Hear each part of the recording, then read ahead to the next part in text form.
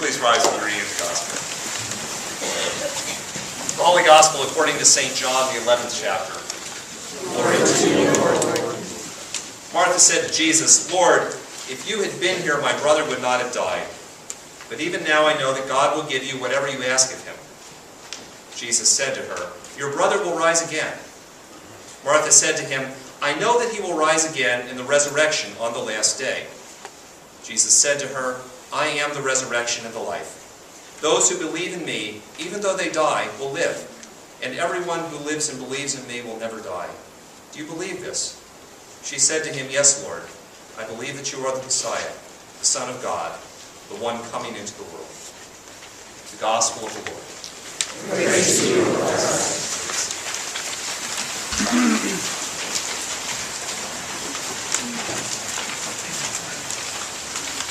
So you'd think that after hearing all of these things about Larry already, that all of the material about Larry would have been covered.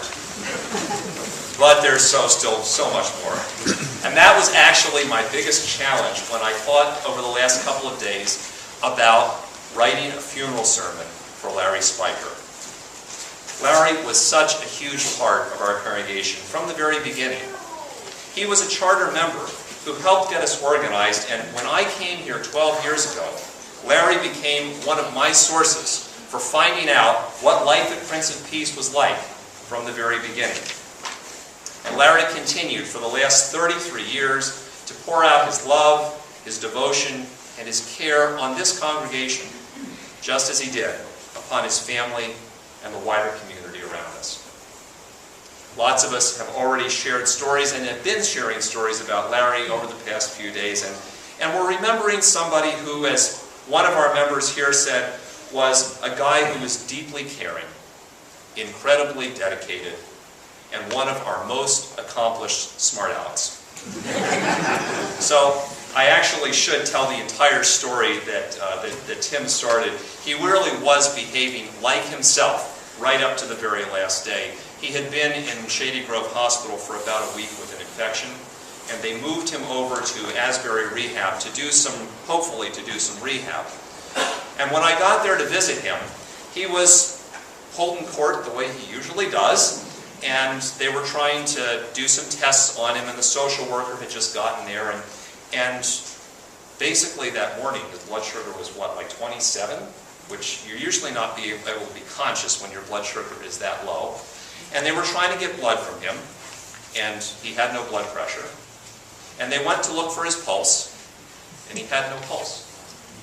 But he was sitting up and talking, because that's the way Larry rolls. And he was and in a way that only he could, when he's answering these questions, the social worker says to him, well, you know, where were you born? And he says, I was born in Mercy Hospital in Johnstown, Pennsylvania. And he's loud enough that some woman working in Asbury over across the hall came over and said, were you born in Mercy Hospital in Johnstown, Pennsylvania? I was too! And he made a new friend on that day. And the social worker continues, and she's asking him questions, and he's just happy to be there, and he's talking about how blessed he is. Even as hard as it was.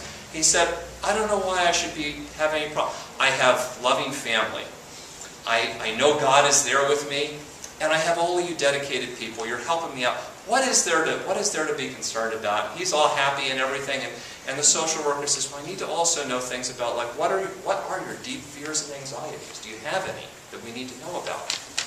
And that's when he got really serious. And he says, yes, I do. And the thing is, if you're standing there and you know Larry, you know this is a setup. You know it's wait for it. And the social worker's just eating it. Okay, tell me what you know. And that's when he starts launching into, I think the Republicans are going to capture the Senate. Then I'm worried about the Republicans taking the House back. And she just starts laughing. And I look down at the social worker and I said, here's the thing. When he stops doing this, that's when we worry. It was classic Larry. His faith was strong. He was not afraid of death. Only Republicans. And one of the things that I think lots of folks have mentioned over the years about Larry was that even when things were bad like that, he had an upbeat attitude. He rose to the occasion, whatever the occasion was, and he often, as Paul said, did not want to draw attention to himself. He liked to kind of work in the background and not have his name on anything. And so when I was putting those pictures together for the slideshow, I remember looking through some of our photo archives at things that I knew Larry was at, and he was a big part of. And I hardly ever found pictures, because he wanted to do things in the background. So one of them was, when we were looking through, one of the things he's done since the beginning of this congregation was every time this German band comes to visit us called Posaunenchor, he helped out, including this past fall when he was sick with cancer. He arranged for their buses and did all that kind of stuff.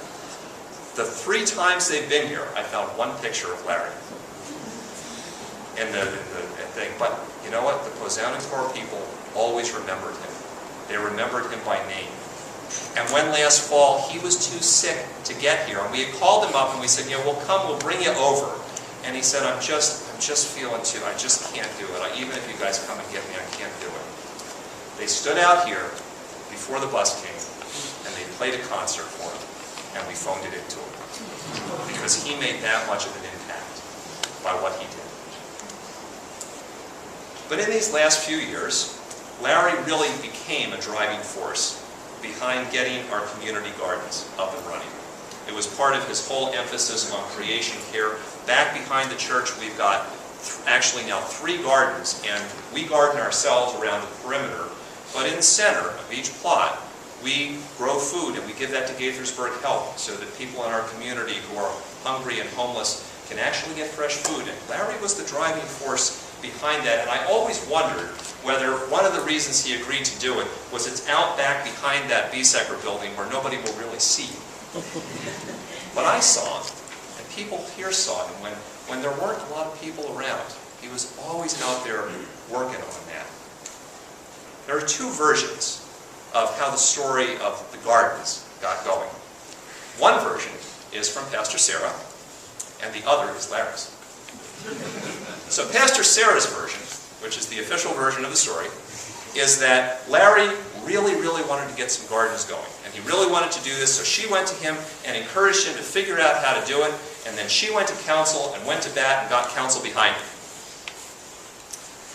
A couple years ago, Larry told me his version of the story. Larry said, that's not what happened. Pastor Sarah had this idea, and she came to me and said, Larry, you should really start doing that. And I said, well, because the pastor asked me to do it, I went and did it. That's what he said happened. Now, I want to tell you, though, all the stories of all the times that I went to Larry and said, just because I say you should do this, go and do it, and he did it. Okay, now that I'm done with those stories, I'm not sure exactly which version it was, but either way, Larry did the gardens with gusto, and he loved it. In fact, he became deeply involved in our creation care team, the Muddy Branch Alliance that Paul spoke about a little bit ago. And so, in fact, when we went to clean up the little creek that runs behind our church property, he put so much energy into that, we started calling it Speicher's Run. Larry hated that we called it Speicher's Run. And he lobbied hard to get it renamed Gowing's Gulch, after some other dedicated members who also were really involved in cleaning up the creek. But frankly, because we had seen how much energy Larry had put into it, and honestly, mostly because he vociferously objected every time we said Speicher's Run, we kept calling it Speicher's Run.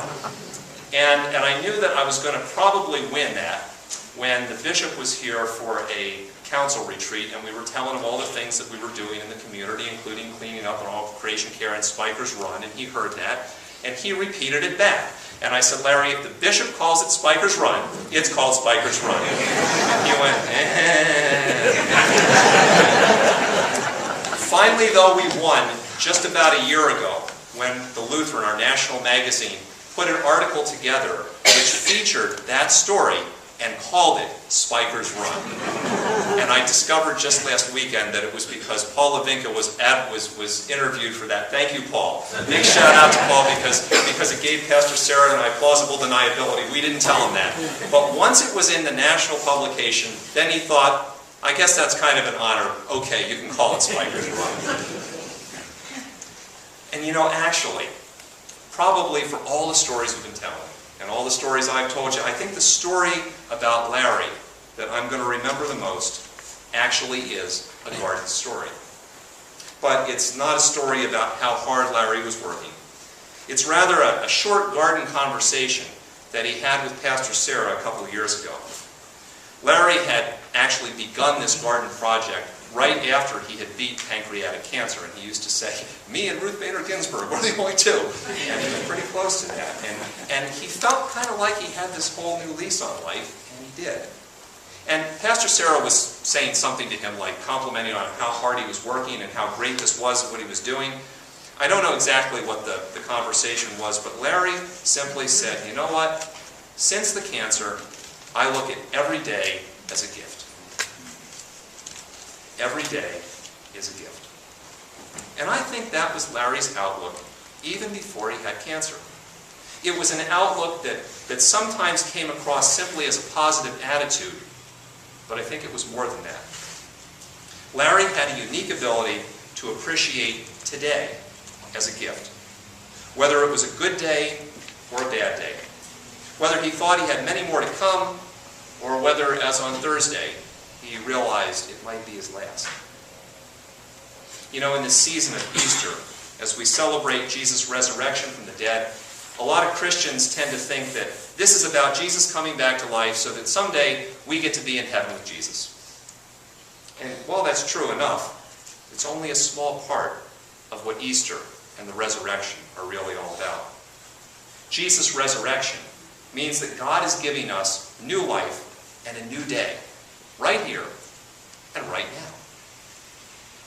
That's why I picked this gospel reading. It was one of the few things that Larry let me decide what I was going to pick for this funeral service. In this reading, this gospel reading, Martha and Jesus are also having a garden conversation. And they're near her brother's tomb. Martha's understandably distressed that her brother has died, but even in the midst of her pain and her grief, she says, I know that he's going to rise again on the last day, but even now, even today, I know that God will give you whatever you ask. That is, even now, today, I know that God has something more in store for me and for those around me. Larry really knew what that meant. He knew that even now, in this moment, God has something in store for him, and he knew how to appreciate that moment as a gift, no matter what the moment was. And that, I think, was what made Larry able to pour out love and dedication and energy and to be a wise guy, no matter what the situation was and no matter what the moment was like. And he appreciated the love and the help that he had, even as he knew that his life was ending. You know, Larry was basically, for about the last 18, 24 hours, he was pretty much unconscious. But when his grandkids got to the room, Nancy said, the boys are here. And that was the one time Larry struggled and basically just barely opened his eyes. He saw in that moment a gift. Blake and Kate and Jared, I know that was a tough time for you guys. But I've got to tell you, you guys rock. Because you made pop up a happy guy. Larry knew how to appreciate each moment as a gift from God. He understood each moment as a moment to live new life and resurrection right now. And today, as we commend Larry to God and we celebrate Larry's new life with Jesus, perhaps the greatest gift of all that Larry leaves with us is the example of how to see new life, not just when we reach the end, but in each and every moment.